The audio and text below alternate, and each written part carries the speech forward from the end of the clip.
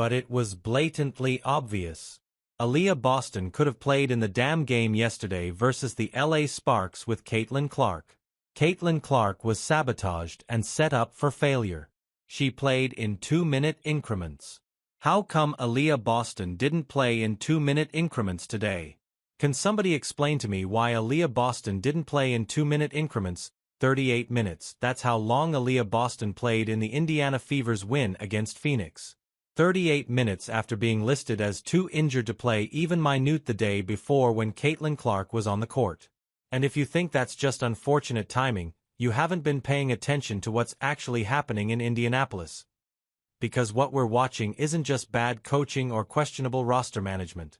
This is something far more calculated, and the evidence is impossible to ignore once you see the full pattern. It was sabotage. Caitlin Clark was set up for failure.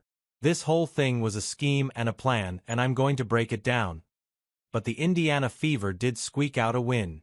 Welcome to Keep the Vision. Make sure you like, comment, subscribe, share the channel, hit that bell notification, hype the video. That would be greatly appreciated as always. We got to get off into things, man. Let's establish the timeline here because the details matter. Game 1. Los Angeles Sparks vs. Indiana Fever. Caitlin Clark is active and playing. The coaching staff decides to play her in 2-minute increments throughout the game. Not 5-minute stretches. Not even 3-minute rotations. 2 minutes at a time. That's barely enough time to get into any kind of rhythm, let alone make an impact on the game. And here's the critical part. Aliyah Boston, their all-star center, doesn't play at all. 0 minutes. The official reason? Lower leg injury. Too risky to put her out there.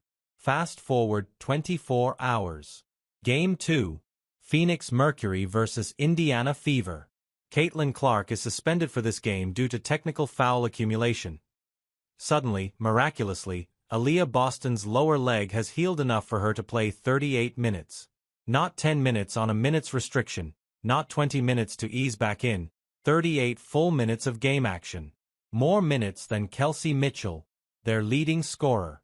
More minutes than anyone else on the roster. You really look bad.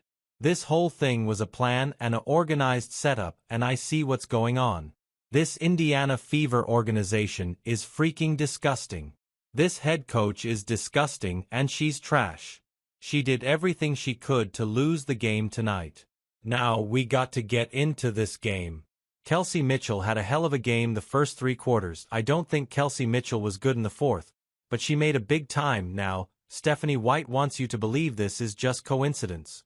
Load management gone wrong. Medical staff being overly cautious one day and then clearing a player the next. But, let's think about what this actually looks like from a strategic standpoint.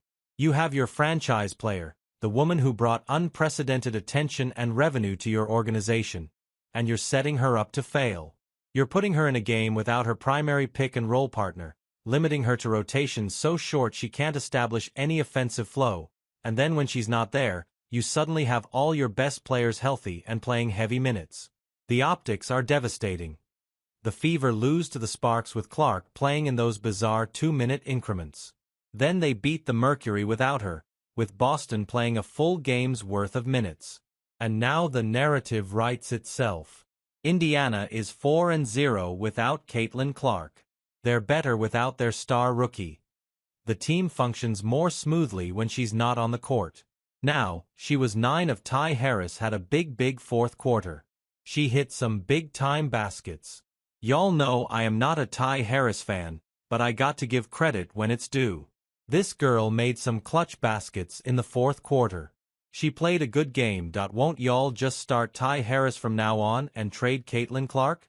How about that? Just start Ty Harris, use Raven as the backup, trade Caitlin Clark, and we won't have to worry about any of this. Ty Harris had a big fourth quarter. Fifth, but here's what makes this particularly insidious. Kelsey Mitchell had 29 points and 8 assists against Phoenix. 8 assists. For context, Kelsey Mitchell averaged 2.1 assists per game last season. She's a score-first guard who rarely facilitates at that level. So where did those 8 assists come from?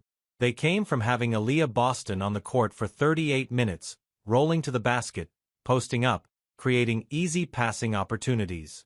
The exact same Aliyah Boston who couldn't give Caitlin Clark even 10 minutes of support the previous night.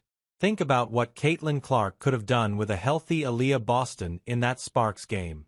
Think about the pick-and-roll opportunities, the defensive attention that would have been split between two all-star caliber players, the spacing that would have opened up.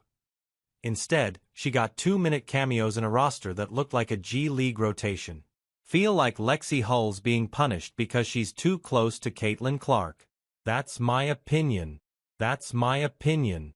Okay, Michaela Timpson, that was a hell of a block you had in the fourth quarter. God damn it. You looked like Wemby. You looked like Wemby on that block. Now, I'll say this, Stephanie White did everything she could to lose this game. The Indiana Fever were down 10. They went on a 13-0 run largely in part because they went to like a box-in-one zone on Alyssa Thomas. They go on a 13-0 run. Guess what, Stephanie? And then there's the Lexi Hull situation, which adds another layer to this entire scheme. Lexi Hull played 18 minutes against Phoenix. 18 minutes for a player who was bringing energy on both ends of the floor, hitting shots, playing solid defense. Meanwhile, Raven Johnson, who offers significantly less on the offensive end, played 23 minutes. Why? What's the basketball rationale for limiting Hull's minutes when she's clearly contributing? Here's a theory that makes too much sense to ignore. Lexi Hull is close with Caitlin Clark. They have genuine chemistry on and off the court. They came into the league together. They've built a connection. And when they're on the floor together, you can see the trust in how they played. So, what happens when you want to build a narrative that the team is better without Clark? You start limiting the minutes of the players who have the strongest connection to her. You disrupt those relationships. You make it harder for her to succeed when she does return. Cole McCarty has some awful turnovers that I felt swung the game. Clea Copper had 22 points, 5 rebounds. Alyssa Thomas 22 points, 7 assists, 6 rebounds.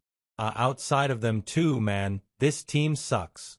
Marta Suarez did have a good game. 10 points off the bench. DeJuan Bonner stinks. This Phoenix Mercury team is really, really bad. The Indiana Fever probably lose if they're playing a solid team, they lose this game. They lose this game. They were lucky. They were playing a team that got. Now, let's talk about Stephanie White's coaching decisions in this Phoenix game. Because even when the Fever were winning, she was making choices that should have cost them the game. Indiana went on a 13-0 run in the third quarter, largely because they switched to a box-and-one zone defense on Alyssa Thomas. That zone completely disrupted Phoenix's offensive flow. They couldn't figure it out, couldn't make adjustments. And Indiana took control of the game. So, what does Stephanie White do after this zone defense sparks a 13-0 run and gives her team the lead? She abandons it. She goes back to man-to-man defense and lets Phoenix back into the game. There's no basketball logic to that decision. When you find something that works, especially something that works that dramatically, you ride it until the other team proves they can counter it. But White pulled away from it almost immediately, and Phoenix started scoring again. Season just like they just lost to the damn Sparks, but they are lucky they were playing a really, really bad basketball team today. The Phoenix Mercury, they suck. Lexi Hull sucks. They suck. I'm sorry, man. Sammy Whitcomb stinks. They just stink.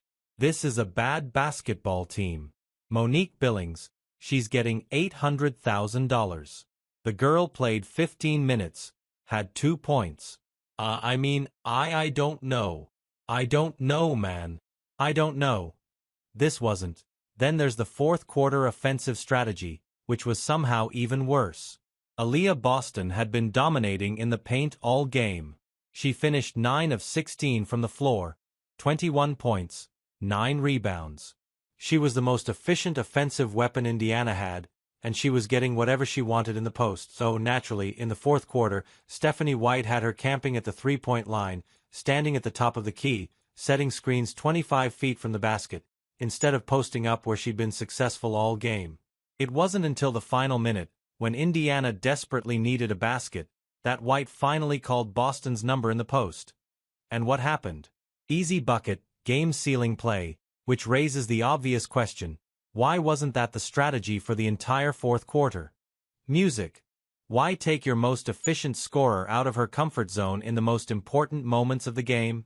Quarter with some of the shots she made, some of the plays she made, she did her thing in the fourth quarter. The Indiana Fever got the Las Vegas Aces coming up.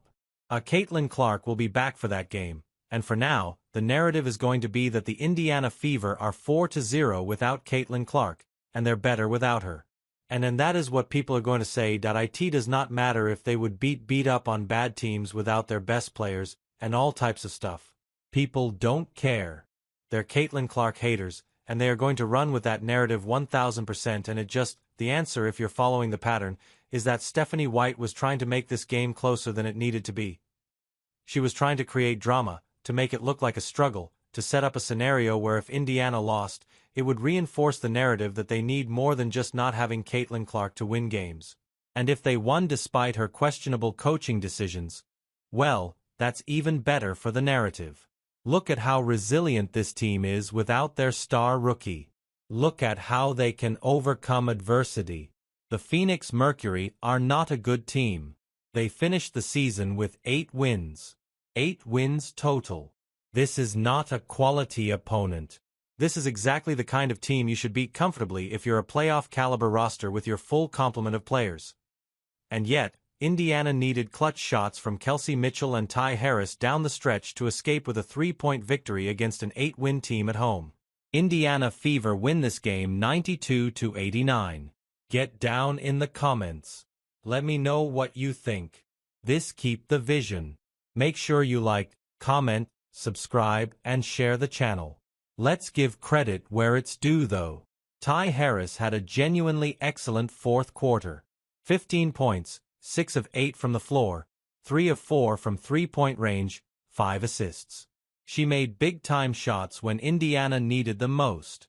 Those weren't lucky bounces or garbage time stats. Those were legitimate clutch performances that helped secure the win. And that's going to feed directly into the next phase of this narrative. Maybe Ty Harris should be starting instead of Caitlin Clark. Maybe the backup point guard is actually the better fit for this roster. Watch for that storyline to start circulating, especially if Indiana struggles when Clark returns, because that's what's coming next. Caitlin Clark returns for the game against the Las Vegas Aces. And who's playing for the Aces? A'ja Wilson, the reigning MVP, the best player in the WNBA. So, if Indiana loses that game, which is a very real possibility given that Las Vegas is a championship contending team, the narrative becomes they won 4 straight without Clark. Then she comes back and they immediately lose to the Aces. Never mind that the Aces are exponentially better than the Sparks or the Mercury or any of the other teams Indiana beat during this stretch. The context won't matter to the people who want to push this story. Here's what makes this entire situation so problematic for the future of the franchise. Caitlin Clark brought unprecedented attention to the Indiana Fever. Ticket sales skyrocketed. Merchandise flew off the shelves. National television broadcasts featured Fever games. Casual sports fans who had never watched a WNBA game in their lives suddenly knew who the Indiana Fever were. That's not hyperbole, that's documented fact. The economic impact of having Caitlin Clark on your roster is measurable and significant.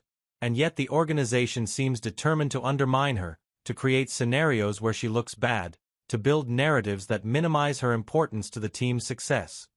Why would you do that? Why would you sabotage your own investment?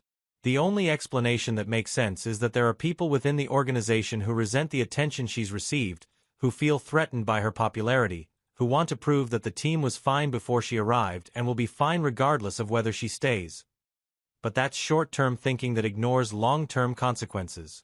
Because if you successfully convince your fan base that Caitlin Clark isn't essential to your success, what happens when her contract is up and she has options?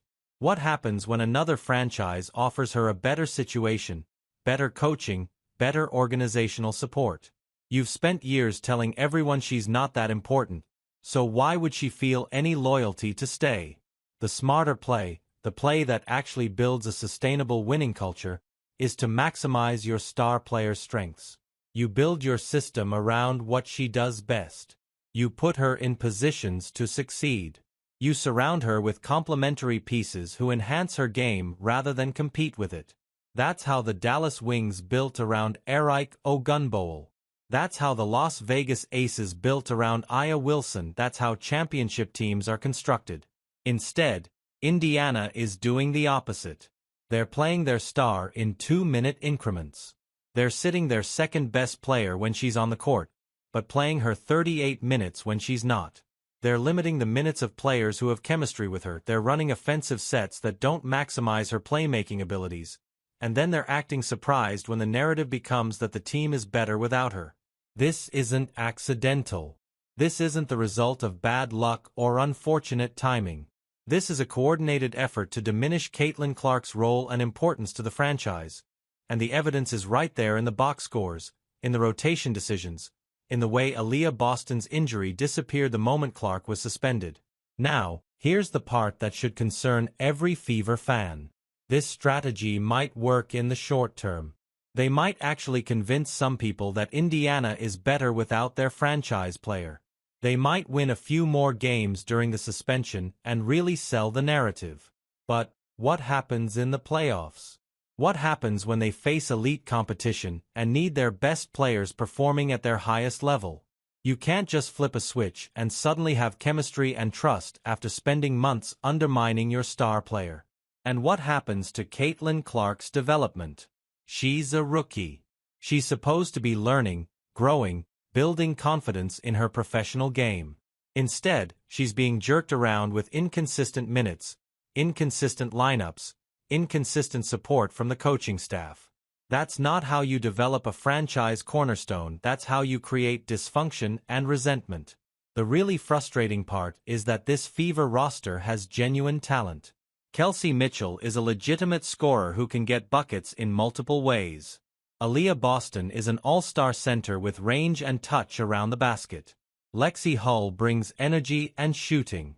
Ty Harris showed in this Phoenix game that she can make plays in big moments. Add Caitlin Clark's playmaking and scoring ability to that mix, and you have the foundation of a really good team. But you have to actually want to build that team. You have to commit to making it work.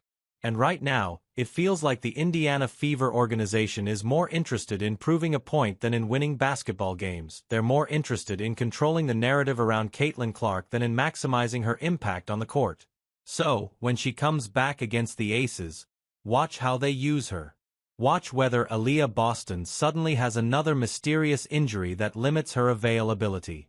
Watch whether the rotation goes back to those bizarre 2-minute increments. Watch whether Lexi Hull's minutes get cut again. Because if those things happen, if the pattern continues, then we'll know for certain that this wasn't just bad luck or poor timing. This was always the plan. The Indiana Fever had a chance to build something special. They had a generational talent fall into their lap through the draft. They had instant national relevance and financial success. All they had to do was embrace it, support it, and build around it. Instead, they chose sabotage. They chose to create a narrative that diminishes their own star. And unless something changes dramatically in the front office and coaching staff, this is going to end badly for everyone involved. Because here's the ultimate truth. Caitlin Clark doesn't need the Indiana Fever. The Indiana Fever need Caitlin Clark. And the sooner they figure that out, the better chance they have of actually building a championship contender instead of a dysfunctional mess that wastes generational talent. The choice is theirs. But, based on what we've seen over these past few games, they're making the wrong one.